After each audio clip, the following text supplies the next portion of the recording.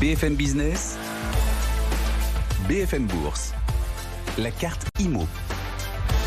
La carte IMO, et aujourd'hui on va parler des SCPI, la pierre papier comme on la renomme souvent, avec Jonathan Diver. Bonjour et bienvenue. Bonjour Étienne. Merci de nous accompagner aujourd'hui, fondateur de Meilleur SCPI. Et aujourd'hui on va faire un coup d'œil, un coup de projecteur sur les SCPI hôtelières, sur le secteur du tourisme. On est en plein dedans, si on en veut dire, dans cette saison estivale. Oui, effectivement, c'est bientôt les vacances, ou pour certains Français, ils sont déjà peut-être en vacances. Les SCPI hôtels, comme le nom l'indique, ils détiennent finalement deux grandes catégories d'hôtels. Les hôtels dits de tourisme, donc l'hôtellerie de tourisme, et puis on a également le tourisme d'affaires. Donc le tourisme d'affaires, c'est celui qui est à destination principalement des professionnels qui vont se déplacer un peu partout en Europe et qui vont aller à des séminaires et qui vont utiliser des hôtels. Mais dans les hôtels, il y a aussi l'hôtellerie de plein air. On l'oublie. Le camping, c'est quelque chose en tout cas qui s'est développé de façon très très forte en France, avec des prix qui ont augmenté de façon significative là cette année. Il y a également les clubs, les résidences un peu type club. Donc on voit que finalement toute cette classe d'actifs, tourisme, hôtel, tourisme et loisirs, elle est assez large. Elle n'est pas que orientée sur des nuitées, elle est aussi orientée sur une expérience de vie. Dans le tourisme, par exemple, d'affaires, on a de plus en plus d'espaces de coworking qui sont installés dans les hôtels dits d'affaires. Alors là, pour l'instant, on a une saison qui est très forte. Quels sont les premiers retours des acteurs, des locataires que vous avez aujourd'hui? Alors, ce qu'on peut dire, c'est que déjà en 2020, on a eu finalement un coup d'arrêt, mais l'appareil industriel, parce qu'on peut parler d'appareil industriel sur le secteur du tourisme, il n'a pas été détruit. On rappelle que finalement la France, c'est quand même la première destination touristique, 90 millions de touristes qui sont venus en 2019, un secteur qui est quand même assez fort. 7,5% du PIB, 180 milliards d'euros de chiffre d'affaires, 2,5 millions de personnes qui sont employées dans ce secteur. Donc on voit que finalement c'est quand même très important, 12% de l'emploi. Et quand on regarde finalement d'un point de vue vraiment, pan-européen, on voit que l'Europe est le premier continent touristique en fait du monde, selon l'organisme des Nations Unies sur la partie touristique, c'est le premier organisme. Et votre question, c'est finalement, est-ce que la tendance est bonne? Et merci de poser cette question. Les premiers chiffres, alors quand on regarde sur la France, il y a un organisme qui s'appelle Atout France, c'est une agence de développement touristique de la France. Sur le premier trimestre, les chiffres sont très bons par rapport à 2019. En tout cas, ils sont quasi ISO. Mais moi, j'attends les chiffres dans les prochaines semaines du deuxième trimestre qui vont être sans doute records. Donc on voit que la reprise, elle est là, elle est effective.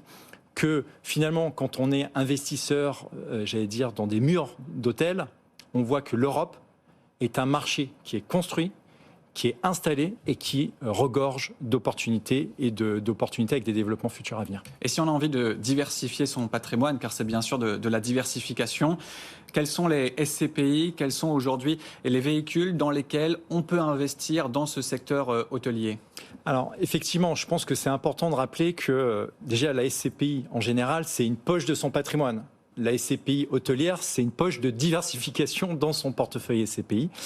C'est pas idiot, de se positionner finalement sur cette classe d'actifs pour aller chercher finalement cette reprise. Il y a une reprise qui est là et qui est très forte. Quelques idées de SCPI. La première, c'est Estiam Capet-Bergimo, une SCPI qui a plus de 95% de son portefeuille qui est finalement composé d'actifs hôteliers.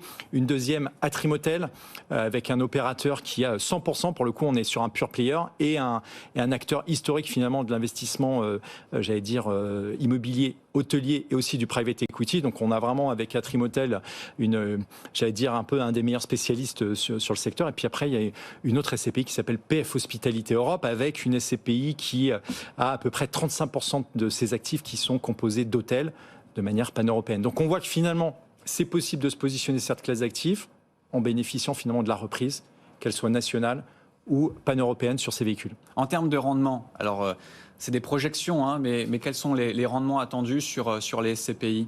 Alors, sur les SCPI hôtelières, c'est vrai qu'en 2020, on a eu un très fort, coup d'arrêt, parce que c'était compliqué pour les exploitants de payer leur loyer, si vous n'avez pas si vous n'accueillez pas dans les hôtels.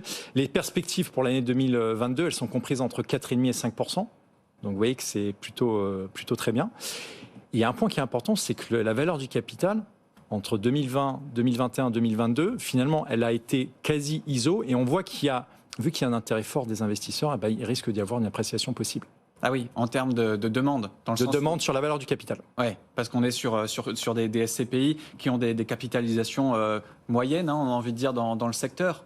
Donc forcément, il peut y avoir un problème d'offre et de demande par rapport aux parts proposées, c'est ça? Alors déjà, donc c'est vrai qu'il y a eu un coup d'arrêt sur la collecte, donc sur le fait qu'il y ait des nouveaux capitaux qui arrivent pour pouvoir, saisir de nouvelles opportunités, mais également le marché finalement de l'hôtel, où les valeurs des actifs n'ont pas été dégradées finalement pendant la période de crise. Donc ça montre bien que tout cet appareil industriel économique, il est finalement important aux yeux de l'État et puis des investisseurs, et que, j'allais dire, c'est un moment qui est vraiment intéressant pour aller saisir des opportunités dans l'univers hôtelier, et que ce soit le tourisme d'affaires ou le tourisme loisir. Merci beaucoup, Jonathan. Merci aujourd'hui de nous avoir fait un focus sur donc les SCPI hôtelières, mais pas que, tout le secteur du tourisme qui est en plein boom cet été. On verra ce que ça donne dans les semaines à venir. Je rappelle que vous êtes fondateur de meilleurscpi.com. Merci de nous avoir accompagnés aujourd'hui. Quasiment 15h30, on se retrouve dans un instant pour l'ouverture à Wall Street. On retrouvera Sabrina Cogliozzi, on regardera les